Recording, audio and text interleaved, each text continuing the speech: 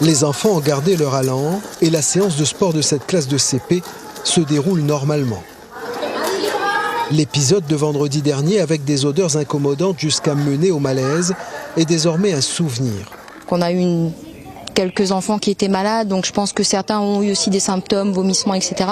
Après d'autres, un petit peu de panique, le fait de voir les gendarmes arriver, peut-être une ou deux enseignantes malades, ça n'a pas dû aider non plus. À l'école d'Elbourg, l'odeur d'œufs pourris était si forte vendredi vers 8h15 que les quelques 170 élèves et le personnel ont dû être évacués. Le plan particulier de mise en sûreté PPMS a été efficacement mis en œuvre. Aujourd'hui, une équipe de la CASA, cellule d'aide et de soutien académique, veille à ce que les enfants et les adultes ne soient pas marqués par cet épisode. On avait ce besoin-là, je pense, oui, déjà pour parler, pour débriefer, pour avoir un peu plus de recul par rapport à la situation, et puis également pour les enfants, parce que je pense qu'une écoute extérieure aussi est favorable pour les enfants. Et vous l'avez besoin ? Oui, j'avais besoin, monsieur, oui.